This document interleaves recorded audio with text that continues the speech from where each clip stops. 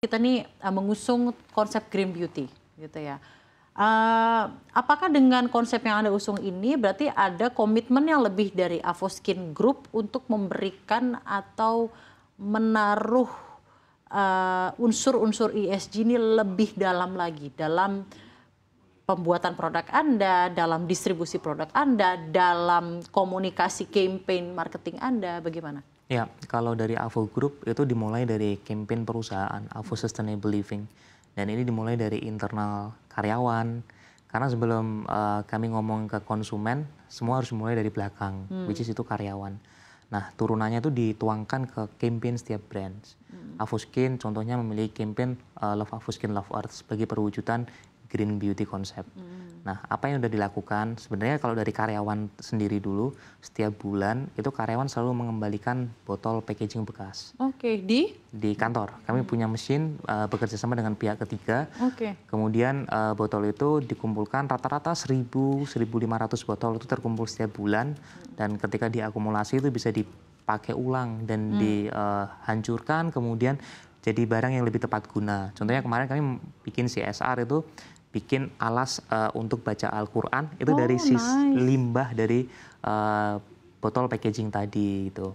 Terus kemudian kalau dari komitmen yang lain secara yang hijau itu kami bekerja sama dengan BOS Foundation itu untuk akuisisi lahan di Kalimantan, beberapa hektar di sana sebagai tempat untuk pelepas liaran orangutan yang kami adopsi bersama BOS Foundation gitu. Nice. Itu sebagai bentuk komitmen dari sisi CSR yang melibatkan secara langsung konsumen dari Avoskin maupun brand under Avo Group yang lain gitu. Kemudian yang lain juga lebih ke kerjasama melalui komunitas. Kami di Avoskin memiliki Ruby Community. Ruby Community itu secara aktif setiap bulan itu mengadakan acara dan setiap members dari komunitas ini itu terlibat juga dengan komitmen-komitmen penyelamatan lingkungan. Contohnya misal dengan pihak ketiga untuk membersihkan sungai bersama-sama dari ancaman limbah plastik. Tapi di saat yang sama juga melakukan edukasi yang lebih dominan. Kemudian ada satu selain green, yaitu yang menarik adalah Blue Beauty Concept. Blue Beauty Concept ini mengambil cerita tentang inspirasi dari lautan. Lautan Indonesia yang sangat kaya, kemudian tapi di saat yang sama juga banyak ancaman yang ada di dalamnya. Terinspirasi dari cerita dari Pulau Alor. Banyak sekali hiu tikus yang kemudian diambil dan dipotong siripnya untuk dimanfaatkan dengan tidak bertanggung jawab. Nah, kami bersama Treasure Shark, pihak ketiga yang bekerja sama dengan OEC, itu mengedukasi nelayan, mengedukasi warga sekitar untuk kita nggak cuma ngomongin produk beauty, tapi apa sih yang alam kasih ke kita untuk kita jaga. Karena sebagai pedoman utama dari Avo as a group dan company, ini lebih ke melihat kalau hal seperti ini tidak kami lakukan dengan serius, pasti tidak ada longevity dari si bisnis. Yang next generation juga pasti akan terdampak, dan edukasinya juga pasti hanya setengah-setengah. Sementara kami selalu berusaha untuk melakukan yang terbaik, nggak cuma dari performance produknya, tapi juga impact yang diciptakan along the way. Saya juga ingin tanya ke Mas Anugrah, luar biasa Mas, insight-nya luar biasa juga, perjalanan dan story-nya dari Avoskin. Ketika dulu Anda memulai Avoskin, apakah Anda bootstrapping atau sudah ada langsung funding round atau seperti apa? Saat ini juga bagaimana? Bootstrap, sampai sekarang kami masih internal funding. Oh, masih internal funding. Apakah ada rencana dari segi funding dan external funding Anda in fundraising ke VC atau ke lain-lainnya, seperti apa? Kalau per hari ini belum ada yang masuk gitu, tapi saya lebih ke memposisikan never say never. Karena waktu yang akan datang kan kita belum tahu kebutuhan akan seperti apa. Rencana ekspansi yang kami lagi bikin juga secara 10 tahun itu akan ada kebutuhan atau tidak, secara pertumbuhan organik atau anorganik, itu semua masih dalam pembahasan.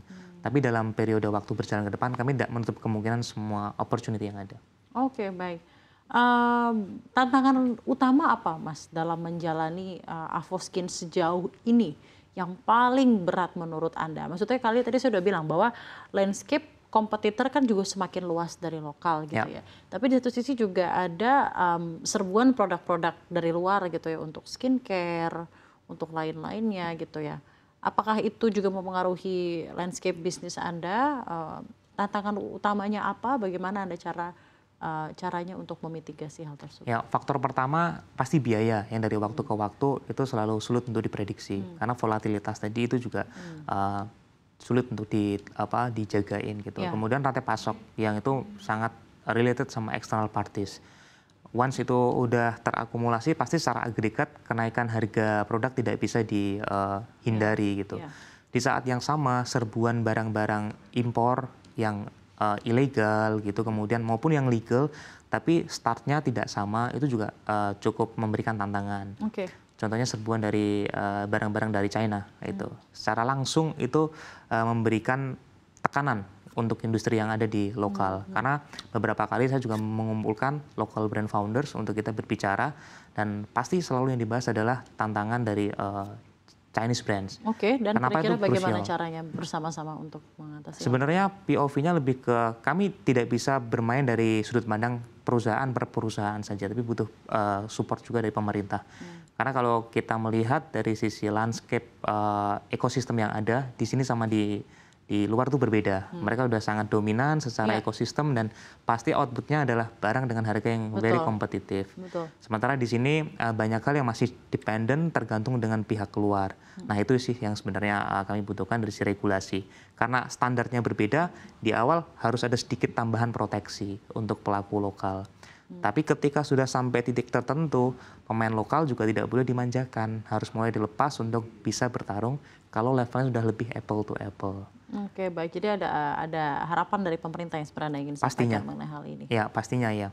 Apakah Anda berada dalam Avoskin sendiri secara grup, apakah Anda berada dalam suatu asosiasi yang bisa secara langsung mengkomunikasikan hal ini kepada pemerintah, Mas? Saat ini belum. Kami saat ini sedang berupaya dengan teman-teman yang indie brand, yang local beauty founders tadi untuk terus mengkolek informasi apa yang bisa kita nanti kumpulkan untuk disampaikan ke pihak terkait.